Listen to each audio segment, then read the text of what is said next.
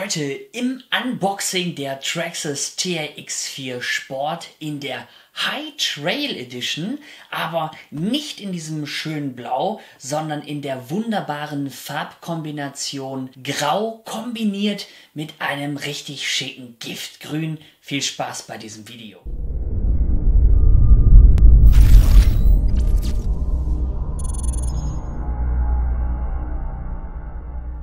Beginnen wir ganz klassisch mit der äußeren Verpackung und die kommt ganz Traxxas typisch. Wir sehen hier das große Logo TRX4 Sport und hier vorne abgebildet ist der High Trail in diesem Blau. Man sieht hier schon diese orangenen Sandbleche, aber auch die Felgen mit diesem schicken blauen Ring sieht richtig schön aus. Wie immer sind Akku und Ladegerät nicht inkludiert und hier vorne sehen wir auch nochmal den Unterschied zwischen dem normalen TRX4 Sport und dieser High Trail Variante. Auf der Unterseite sehen wir das Fahrzeug dann einmal in Rot, auch sehr schick, wie ich finde, aber ja, vielleicht jetzt nicht unbedingt was Besonderes in diesem Rot, aber wer es mag, auf jeden Fall schick. Auf der einen Seite sehen wir dann hier, um welche Farbe es sich hier im Karton handelt.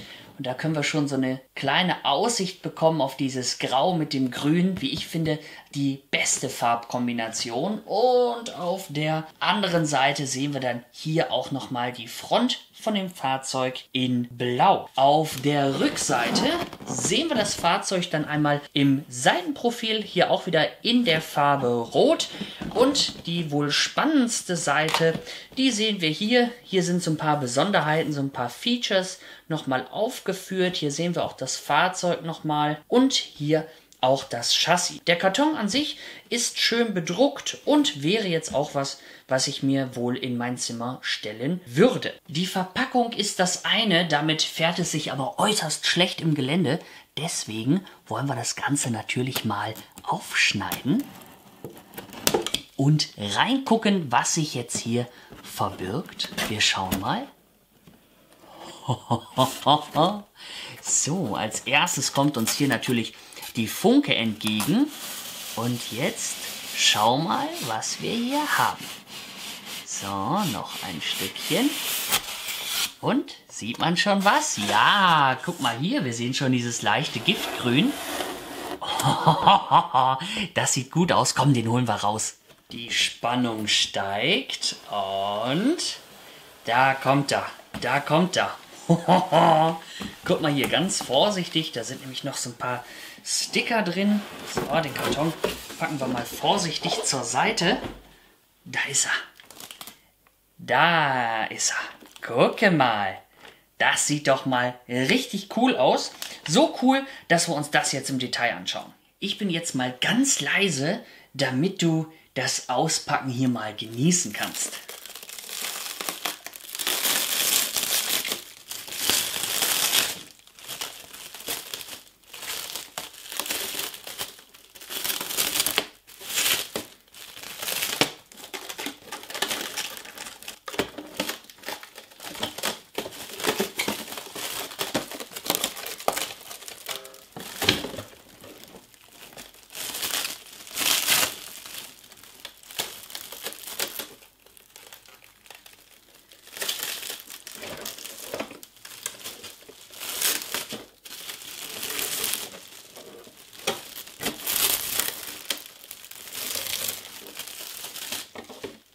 Auf den ersten Blick sieht das Fahrzeug wirklich gut aus und deswegen schauen wir uns das Ganze jetzt auch mal im Detail an. Wir sehen hier die ganz klassische Front und was natürlich direkt ins Auge springt, der Wagen ist mit seinem Liftkit unwahrscheinlich hoch. Wir haben hier zwei Räder drauf auf der High Trail Edition. Bedeutet, der Wagen kommt richtig massig hoch daher.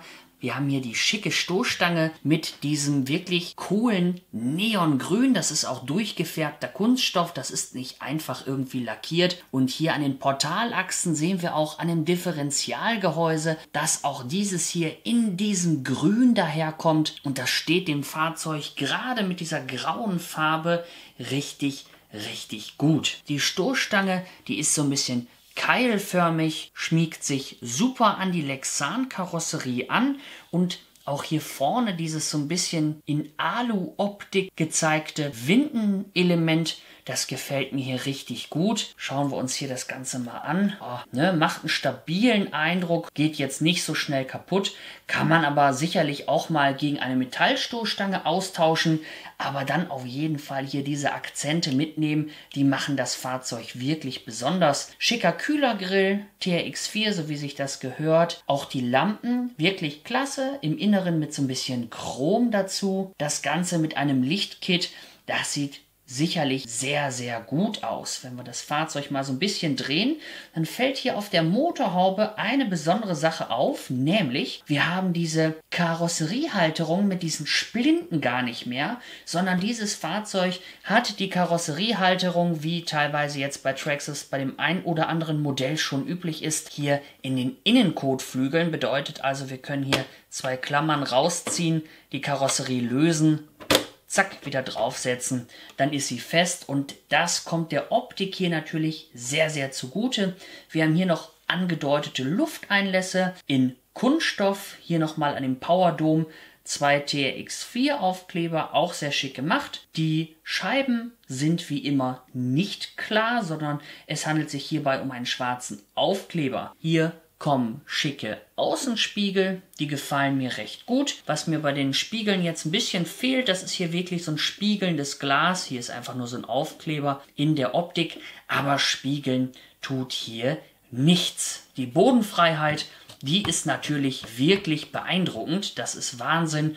Und auch hier im Seitenprofil fallen wieder diese neongrünen Akzente auf. Wir haben ja hier diese Kanister, ebenfalls in diesem durchgefärbten Kunststoff, und hier die äußeren Ringe der Felgen sind auch in diesem schicken Grün. Man würde jetzt vermuten, dass es sich hierbei um Beadlock-Felgen handelt. Nein, das ist leider nicht so. Wir haben 2 Zweierräder, die wirklich klasse sind, aber die Reifen sind auf der Felge festgeklebt. Hier gibt es leider nichts zum Schrauben, das wäre jetzt noch ein Highlight gewesen. Das Ganze mal so ein bisschen weiter drehen und uns hier das Heck anschauen. Dann haben wir hier diesen wirklich schicken Aufbau, wie ich finde. Den kennen wir ja schon vom klassischen TRX4 Sport, von dem Pickup. So, guck mal hier. Hier hinten auch keine Aufkleber, sondern wirklich auch hier durchlässiger Kunststoff, dass man hier ein schönes Lichtkit integrieren kann. Das finde ich ganz wichtig und sieht auch super aus. Auch hier fallen gleich wieder die neonfarbenen Akzente auf, genauso wie vorne. Wir drehen das Ganze ein Stückchen weiter und haben hier 2 Sandbleche, die man auch super abschrauben und dann auch wirklich nutzen kann.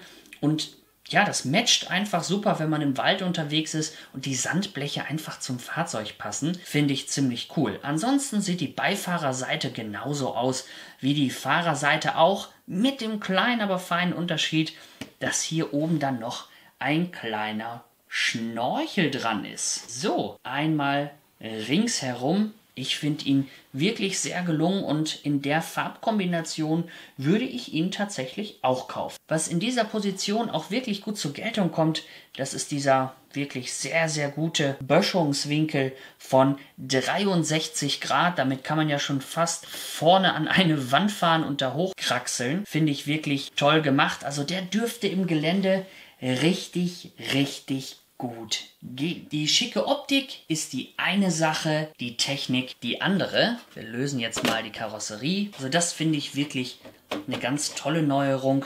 Das passt richtig gut. So, wir nehmen das mal runter. Und wenn man jetzt hier auch noch mal so ein bisschen reinschaut, wir haben hier sogar einen Feuerlöscher mit dabei, einen Wagenheber. Hier vorne befindet sich auch noch irgendwie was. Das sieht so ein bisschen aus wie eine Axt. Ja, das könnte eine Axt sein.